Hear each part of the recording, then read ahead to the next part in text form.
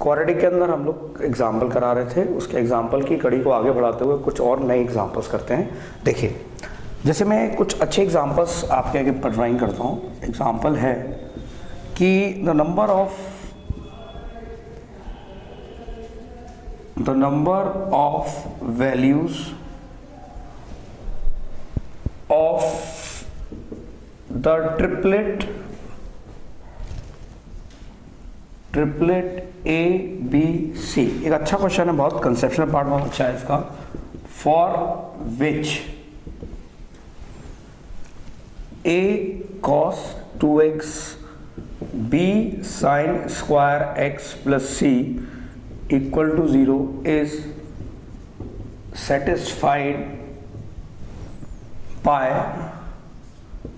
all real x is। A option है 0, B option है 2, C option है 3 and D option है infinite. देखिए, उसने हमसे बोला कि number of the values of triplet बताओ जिसके लिए ये इक्वेशन सेटिस्फाई हो रही है फॉर ऑल रियल एक्स। ध्यान से देखें कि अगर कोई भी इक्वेशन ऑल रियल एक्स के लिए सेटिस्फाई हो रही है तो इसका मतलब वो इक्वेशन नहीं है, एक आइडेंटिटी होती है, क्योंकि वो हर वैल्यू के लिए सेटिस्फाई होनी चाहिए। तो अगर हम इसका सॉल्यूशन देखें तो हम क्या करेंगे? It's very good question for IIT। a cos 2x plus b sin square x plus c equal to 0। cos 2x में फॉर्मूला लगा दीजिए साइन का, 1 minus 2 sine square x plus का b sine square x plus C equal to 0। Sine square x को common ले लीजिए तो हमारे पास बचा b माइनस का 2a और फिर बचा हमारे पास b माइनस का 2a plus C equal to 0।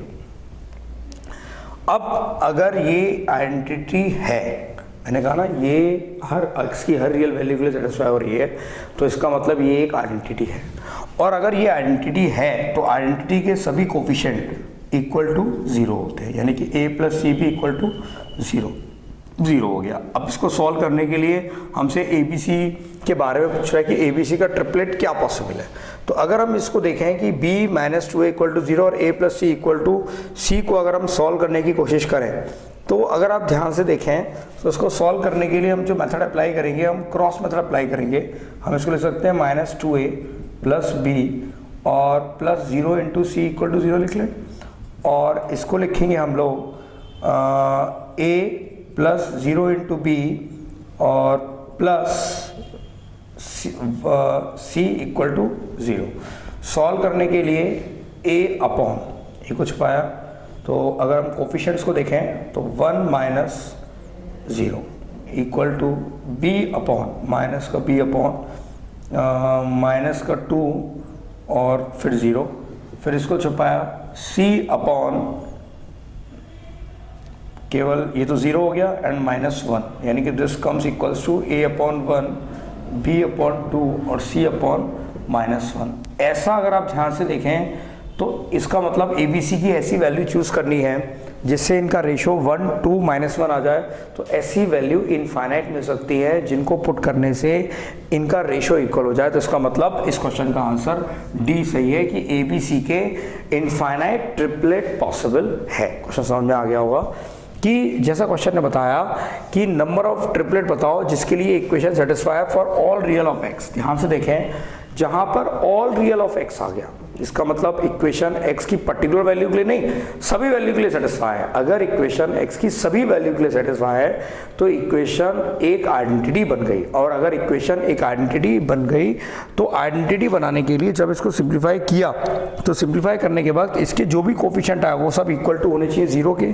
इसको सॉल्व करा इस तरह इक्वेशन बना के, फिर इनको क्रॉस मेथड लगा के सॉल्व किया तो ये आया, इससे a upon 1 b upon 2 c upon minus 1 ratio में एग्जिस्ट करा। इसका मतलब ये चीज इंडिकेट करता है कि ABC की बहुत सारी वैल्यू पॉसिबल है जिससे इनके रेशो इक्वल हो जाए। इसका मतलब ये हुआ कि ABC के जो ट्रिपलेट होंगे वो इनफाइनाइट होंगे। इज वेरी गुड क्वेश्चन, आगे ध्यान रखेंगे। इस तरह के क्वेश्चन एग्जाम के अंदर काफी पूछे जाते हैं जिनको आपको ध्यान रखना जरूरी है। नाउ इसी को ध्यान रखते हुए आगे के एग्जाम्पल और देखते हैं। देखिए ध्यान दें, next example, the some of the real root of real roots of the equation, sum of the real root of the equation mod of x का square plus mod of x minus 6 equal to 0। A option दे रखा है 4, B option दे रखा है 0, सी दे रखा है -1 और डी दे रखा है नन। अब ध्यान से देखें, उसने बोला कि रियल रूट बताओ इसके कितने होंगे, उनका सम बताओ। आपको समझ में आता है, कई बार बता चुका हूं मैं कि मॉड अगर दिख गया तो बट ऑफ से दो केस बनने हैं। केस फर्स्ट, एक बार आप मॉड को ग्रेटर देन इक्वल टू 0 ले लो। अगर आपने मॉड को ग्रेटर देन इक्वल टू 0 लिया, ऐसा करने से ये तो कोई फ़र्क ही नहीं पड़ना इस पर तो, और ये plus x minus x equal to 0 आया। आपने इसको सॉल्व किया तो x square plus 3x minus 2x minus 6 equal to 0, तो x plus 3 x minus 2 equal to 0 आ गया, और x इक्वल टू -3 और 2 रूट्स आ गए। हमसे कहा गया कि केवल हमें वो वैल्यू लेनी है जो कैसी हो, पॉजिटिव। हमेशा ध्यान रखना, जो केस लेके चलते हैं और जो आंसर आता है उनके अंदर इंटरसेक्शन ही लिया जाता है। हमारे हिसाब से ये पॉजिटिव होना चाहिए, तो पॉजिटिव होने के लिए ये वाला रूट पॉजिटिव नहीं है, केवल ये वाला रूट, यानी कि इस केस का केवल x इजिकल टू 2 सेटिस्फाई करना है। ठीक ना, case number second. Case second क्या है कि x को आप नेगेटिव ले लीजिए। x को अगर नेगेटिव लेंगे तो क्या होगा, नेगेटिव लेने से इस पर तो कोई फ़र्क ही नहीं पड़ना कि स्क्वायर हो रहा है। ये -x minus 6 equal to 0, x square minus 3x plus 2x minus 6 equal to 0, x minus 3 और x प्लस 2 इक्वल टू 0 आ गया। एक 3 रूट आ गया और एक -2 आ गया।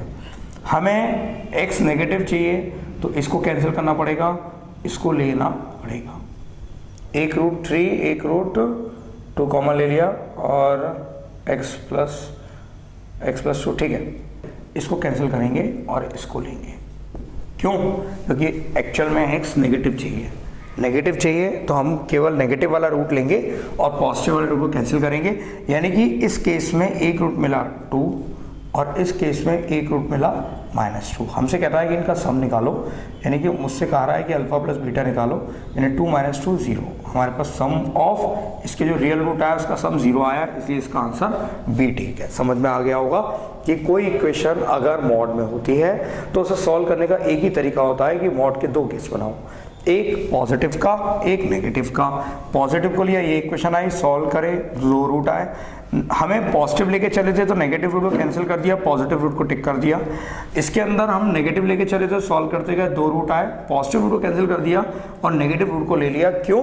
क्योंकि हमें नेगेटिव रूट ही रिक्वायर्ड था, क्योंकि x नेगेटिव है। फिर फाइनली दोनों को जोड़ा और क्या आ गया हमारे पास, 0 आ गया। तो हमारे पास सम ऑफ रियल रूट कितना आ गया, 0 आ गया। एक अच्छा क्वेश्चन, अच्छे कंसेप्ट का क्वेश्चन, इजी लेकिन गुड फॉर ट्रिपल स्टैंडर्ड और किसी भी स्टेट एग्जाम के अंदर आ सकता है ना। आगे बढ़ते हैं, नेक्स्ट एग्जांपल कि if x belongs to R, the number of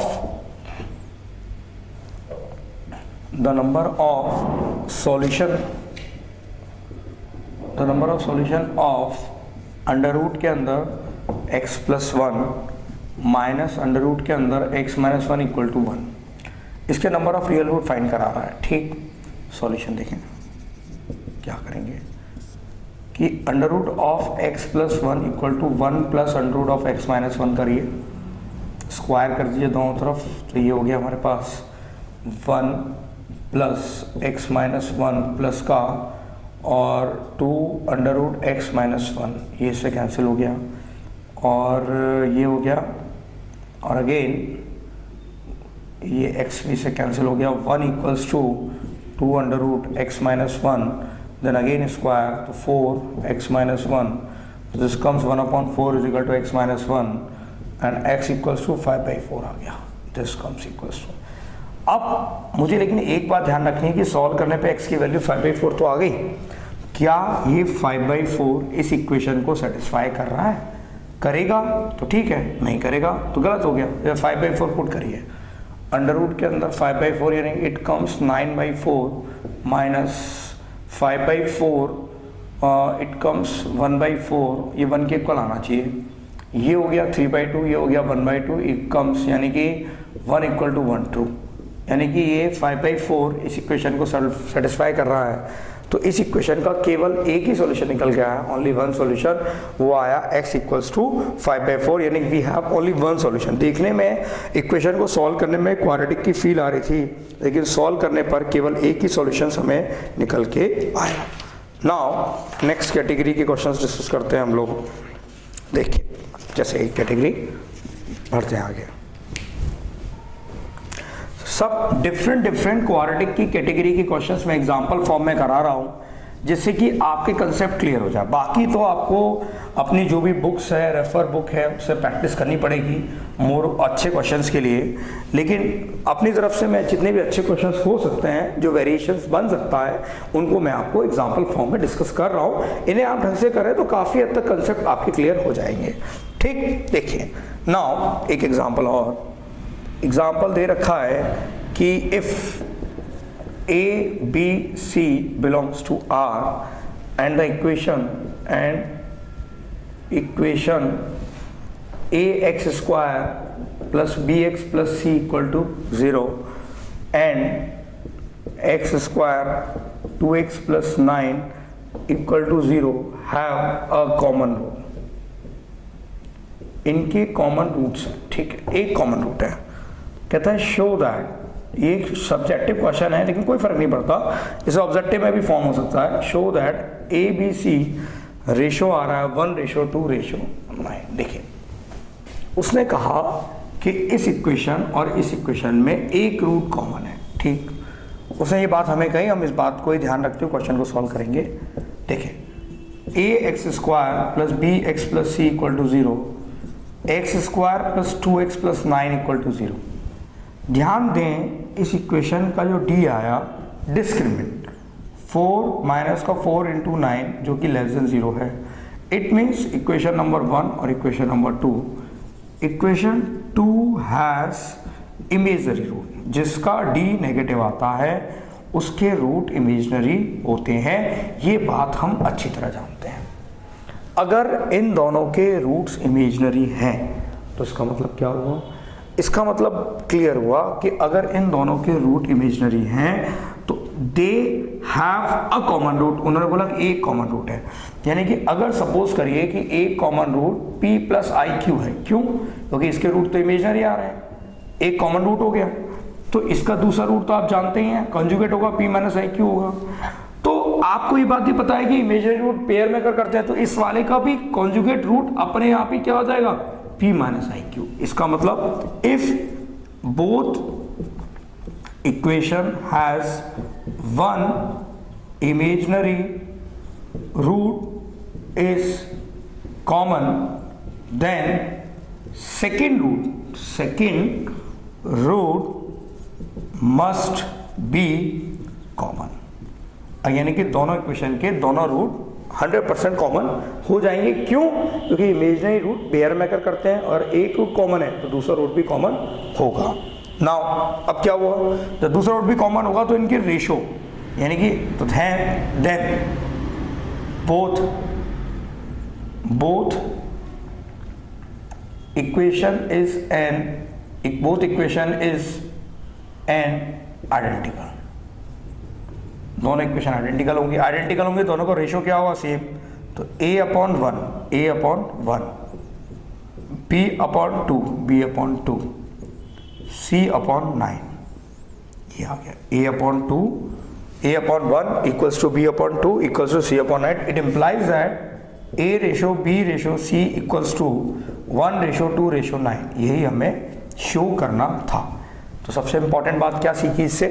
इस एग्जाम्पल से सबसे इंपॉर्टेंट बात ये निकल के आई कि अगर दो इक्वेशन के बीच में वो कह रहा है एक रूट कॉमन है लेकिन इसका d नेगेटिव आ रहा है, तो अंडरस्टूड है कि इसके रूट इमेजनरी आ रहे हैं, तो 100% दूसरा रूट भी अपने आप क्या होगा? इसका इमेजनरी ही होगा और वो इमेजनरी रूट भी कॉमन होगा।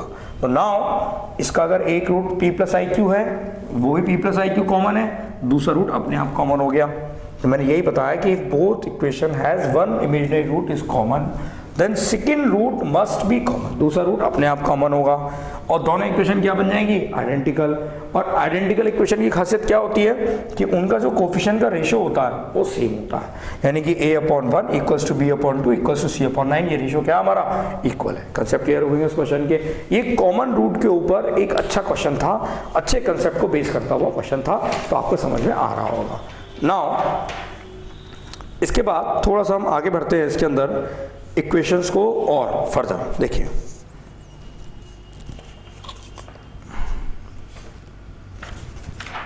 देखिए थोड़ा सा अब कुछ क्वाड्रेटिक के अंदर वेरिएशंस होते हैं। क्वाड्रेटिक मतलब कि इक्वेशंस की फॉर्म दे रखी है, उनको सॉल्व करने का एक पर्टिकुलर तरीका होता है। उन क्वेश्चंस को कैसे सॉल्व किया जाता है वो समझें आप। इक्वेशंस पे बेस्ड क्वेश्चन देखिए, एग्जाम्पल क्या, द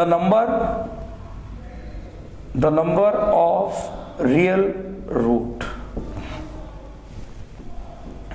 ऑफ x प्लस 3 की पावर 4 प्लस x प्लस 5 की पावर 4 इक्वल्स टू 60। वो कहता है number of real root of x plus 3 की पावर 4 x प्लस 5 की पावर 4 इज इक्वल्स टू 16 है। हमें इसके number of real root find करने हैं कि नंबर ऑफ रियल रूट क्या निकल के आएंगे। देखिए ये पावर ज़्यादा है, ऐसे क्वेश्चन को सॉल्व करने के लिए हम क्या करेंगे समझें। ऐसे क्वेश्चन को सॉल्व करने के लिए इन सब का, इन ये जो टर्म्स हैं, इन टर्म्स का हम लोग एक AM निकालेंगे। देखें क्या करेंगे, इन टर्म्स को सॉल्व करने के लिए हम लोग इसके अंदर AM, सबसे पहले x प्लस 3 और x प्लस 5 का AM फाइंड करो। AM मतलब arithmetic mean, x plus 3 plus x plus 5 by 2 it comes 2x plus 8 by 2 it comes x plus 4 और इसको y के इक्वल मानेंगे। अब x plus 4 equal to y है तो x equal to y minus 4, इसको पुट इन इक्वेशन फर्स्ट। देखिए y minus 4 plus 3 की power 4 plus y minus 4 plus 5 की पावर 4 इक्वल टू 16। तो y माइनस 1 की पावर 4 प्लस y प्लस 1 की power 4 equal to 16 आ गया। यहाँ तक आपको समझ में आ गया होगा। क्या करा, फिर रिपीट करता हूँ। अगर इस तरह के क्वेश्चन हो तो इन दोनों टर्म्स का AM लेंगे। AM लेने के बाद ये आया x प्लस 4 को y माना, x की जगह पर x plus 4 equal to y, तो x की जगह y माइनस 4 इक्वेशन नंबर 1 में पुट कर दीजिए। सॉल्व करके y की इक्वेशन निकल के आ जाएगी। नाउ अब क्या करें, इस y की इक्वेशन को अगर आप बाइनोमियल थ्योरम से थोड़ा सोचें तो बाइनोमियल थ्योरम के टर्मिनोलॉजी से अगर इसे एक्सपैंड करने की कोशिश करें, एक्सपैंड होगा बाइनोमियल टर्म की वजह से। जब बाइनोमियल थ्योरम लगा के आप एक्सपैंड करेंगे तो टर्म्स आ जाएंगे 2y की power 4 plus 6y square plus 1 equals to 16। आपको इसको बाइनोमियल थ्योरम से एक्सपैंड करना है, मैंने तो डायरेक्ट देख के लिख दिया, कुछ नहीं। y माइनस 1 की पावर 4 को बाइनोमियल से एक्सपेंड कर दो, 1 प्लस y की पावर 4 को बाइनोमियल से एक्सपेंड कर दो, टर्म जो प्लस माइनस वाला टर्म है वो कट जाएंगे, प्लस वाला टर्म बचे रह जाएंगे। सिंपल है, बाइनोमियल थ्योरम से करना है। एंड 2 इट्स 8 एंड y की power 4 plus 6y square plus 1 equal to 8। अब इसे फर्दर सॉल्व करने के लिए इस इक्वेशन को नंबर दे दो 2, ठीक है। For equation 2 put y square को t मान लीजिए आप, तो और ध्यान रखना t कैसा हो जाएगा, ऑटोमेटिकली पॉजिटिव हो जाएगा। तो t square plus 6t plus 1 equal to 8। ना इसे देते इक्वेशन नंबर 3। अब मैं रिमूव करके दोबारा रिमूव करके इक्वेशन 3 से सॉल्व करूंगा क्वेश्चन को, लेकिन आप समझ लें मैंने क्या किया। मेरे पास इक्वेशन दे रखी थी, मैंने जो है टर्म पावर 4 के थे। एक्चुअल में इस क्वेश्चन के अंदर बाइनोमियल थ्योरम का कंसेप्ट लगना था, क्योंकि जितने भी क्वाड्रेटिक के क्वेश्चन जिनमें हायर पावर आ जाए, 4, 14, 16, 17, 18, जो भी हायर पावर आ जाए उनको हम बाइनोमियल थ्योरम के कंसेप्ट से एक्सपेंड करते हैं। बाइनोमियल थ्योरम का एक्सपेंशन मैं यहाँ साइड में लिख देता हूँ। 1 प्लस x की power n is equal to होता है nc0, nc1x, nc2x स्क्वायर, nc3x cube, nc4x4 and so on चलते जाएंगे। ये मेरे पास एक बाइनोमियल थ्योरम का एक्सपेंशन मैंने आपके लिए लिख दिया, इससे आप ध्यान रखें क्या होता है। एनीवे मैंने इसको AM लिया, AM लेने के बाद y माना, x की वैल्यू y के टर्म में निकाल के इस इक्वेशन में पुट कर दी, इक्वेशन नंबर 1 में। ये एक्चुअल में हुआ क्या, ऐसा क्यों किया, ऐसा करने से ये हुआ कि ये इक्वेशन 1 + 1 माइनस के टर्म में कन्वर्ट हो गई। और बाइनोमियल थ्योरम में सबसे इंपॉर्टेंट बात ये होती है कि किसी तरह क्वेश्चन को आसान करने के लिए 1 + या 1 माइनस के टर्म में चेंज कर लो। तो मैंने 1 + और 1 माइनस के टर्म में ब्रेक कर लिया, इसको फिर मैंने एक्सपैंड किया बाइनोमियल थ्योरम से, तो नेगेटिव वाले प्लस माइनस टर्म कट गए, ये आ गया, ये इक्वेशन आ गई। इसे सेकंड नंबर दिया, इसमें वाई स्क्वायर को क्या कर लिया, टी मान लिया, और टी क्या होगा यहाँ पे, पॉजिटिव होगा, ये हो गया। अब इस इक्वेशन को हम आगे फर्दर सॉल्व करेंगे, देखेंगे t square plus 6t minus 7 equal to 0।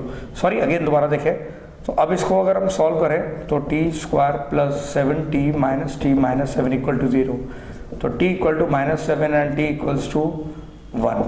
तो आप t इक्वल टू -7 और t इक्वल टू 1 में मुझे मालूम है जब y माना तो इसे कैंसिल करेंगे, इसे लेंगे, यानी कि t इक्वल टू 1 यानी y स्क्वायर इक्वल टू 1 यानी y equal to +-1। This is y equal to +-1, और जब y इक्वल टू +-1 तो x इक्वल्स टू एक बार +1 लेंगे तो आएगा हमारे पास -3, और एक बार अगर -1 लेंगे तो -5। This is a required answer. Anyway question समझ में आ गया वो सब लोगों को। मैंने क्या करा मैंने कि सिंपली मैंने इस क्वेश्चन के अंदर एम लिया, एम की वैल्यू पुट करी, वैल्यू पुट करने वाई की क्वाड्रेटिक बनाई, क्वाड्रेटिक बनाने के बाद इसकी जगह वाई स्क्वायर को टी माना, टी माने के उसके बाद एक सिंपली 8 को लेके ये क्वेश्चन बना लिया, फैक्टर करे, 2 रूट आए, -7 और 1, -7 इसलिए लेंगे कि बिकॉज वाई स्क्वायर को टी माना था, नेगेटिव नहीं लेना था, सॉल्व। अगर वो नेगेटिव रूट भी पूछ ले, वो सॉरी इमेजिनरी रूट भी पूछे, ये हमने काम किया रियल रूट के लिए। अगर वो हमसे कहे कि नहीं इमेजिनरी बताइए साहब, ठीक है, इमेजिनरी बताएंगे तो टी की वैल्यू -7 लीजिए, y square is equal to -7 लीजिए, y equal to ± i/7। This is the imaginary root of y। इसको पुट करेंगे तो x इज इक्वल टू आ जाएगा, इमेजिनरी रूट क्या आएंगे, एक आएगा -4 + i√7 आएगा, और एक आएगा -4 माइनस का i√7 आएगा। This is the imaginary root, ये इमेजिनरी रूट आ गया। अगर वो इमेजिनरी रूट की बात करता है तो इमेजिनरी रूट कैसे निकलेंगे वो भी मैंने आपको बता दिया। तो नाउ अब इसके आगे हम नेक्स्ट एग्जांपल में मूव करते हैं। मेरे ख्याल से एग्जांपल समझ में आ गया होगा कि am लिया, y को रिप्लेस किया, रिप्लेस करने के बाद क्वाड्रेटिक y की बनी, y की बाय क्वाड्रेटिक बनी, y स्क्वायर को t माना, क्वेश्चन को सॉल्व किया, सिंपली t की क्वाड्रेटिक बनी, t की 2 वैल्यू आई, -7 और 1, रियल रूट निकालने के लिए 1 वैल्यू लो, इमेजिनरी रूट निकालने के लिए -7 को लेके क्वेश्चन को सॉल्व करा, आंसर आ गया। ठीक, इसके बाद नाउ आगे बढ़ते हैं नेक्स्ट एग्जांपल में, देखिए